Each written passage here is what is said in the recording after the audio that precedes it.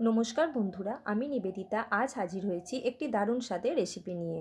আজকের রেসিপি গরম গরম তোপসে ফ্রাই।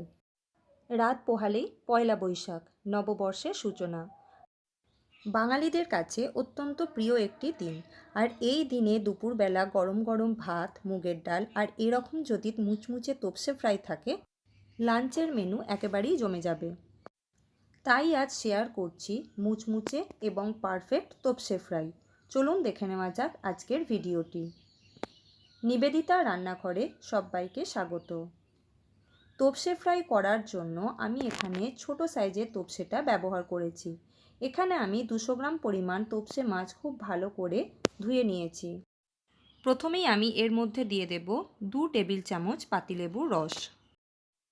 তারপর আমি এর মধ্যে দিয়ে দেব 1 চা চামচ লবণ এবং হাফ চা চামচ হলুদ গুঁড়ো। আরও কিছু গুঁড়ো মশলা আমি এখানে অ্যাড করেছি, যেমন হাফ চা চামচ লঙ্কার গুঁড়ো, হাফ চা চামচ গোলমরিচের গুঁড়ো, হাফ চা চামচ গরম মশলার গুঁড়ো। আপনারা লঙ্কার গুঁড়োর পরিবর্তে কাঁচা লঙ্কার পেস্টও ব্যবহার করতে পারেন। তারপর আমি দিয়ে দেব 2 টেবিল চামচ পেঁয়াজ বাটা আর দিয়ে দেব 1 চা চামচ আদা রসুন বাটা।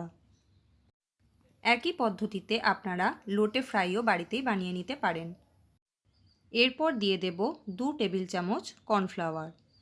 সমস্ত মশলা দিয়ে মাছগুলোকে আমি খুব ভালোভাবে ম্যারিনেট করে নেব।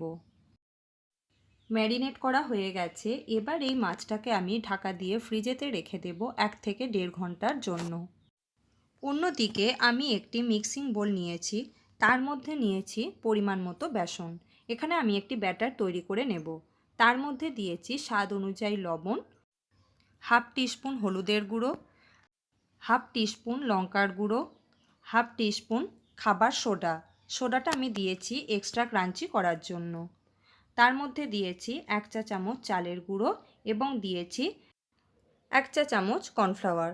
সমস্ত শুকনো উপকরণগুলি আমি খুব ভালোভাবে মিক্সড করে নেব।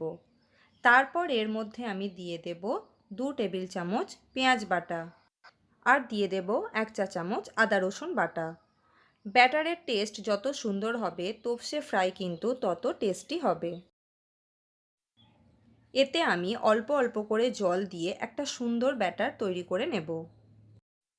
প্রথমেই বেশি জল ব্যবহার করবেন না, তাহলে কিন্তু ব্যাটারের ঘনত্ব একদমই ঠিকঠাক আসবে না। ব্যাটার খুব সুন্দরভাবে তৈরি হয়ে গেছে। বেশ কিছুক্ষণ সময় নিয়ে আমি এটাকে নাড়াতে থাকব। যাদের হাতের কাছে বেকিং সোডা বা খাওয়ার সোডা থাকবে না, তারা এই ব্যাটারের মধ্যে 1 চা চামচ গরম তেলও ব্যবহার করতে পারবেন। অন্যদিকে আমি 1.5 ঘন্টা পর ফ্রিজ থেকে মাছগুলোকে বার করে নিয়ে চলে এসেছি। তারপর একটা একটা করে মাছ নিয়ে আমি ব্যাটারে খুব ভালোভাবে কোট করে নিয়েছি। অন্যদিকে আমি বেশ কিছুটা পরিমাণ সর্ষের তেল কড়াইতে গরম করে নিয়েছি। ফ্রাইটা সর্ষের তেলে বানালে এর টেস্ট হয় খুব সুন্দর। ফ্রাইগুলো কড়াইতে দেবার পর গ্যাসের ফ্লেমকে মিডিয়ামে রাখতে হবে, নাহলে কিন্তু মাছ ভেতর থেকে ভালোভাবে সেদ্ধ হবে না।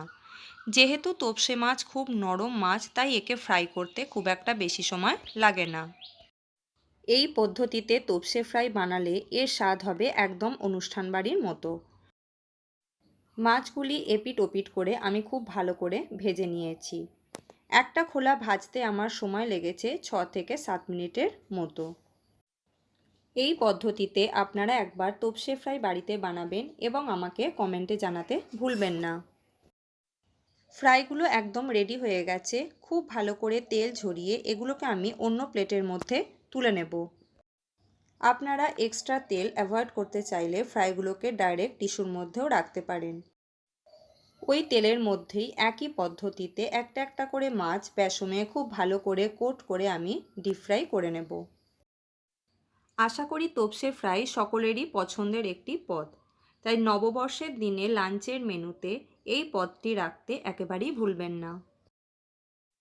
সবকটি ফ্রাই এখানে ভালোভাবে রেডি হয়ে গেছে। এগুলোকে আমি গরম গরম সার্ভ করব, গরম গরম ভাত এবং মুগের ডালের সঙ্গে।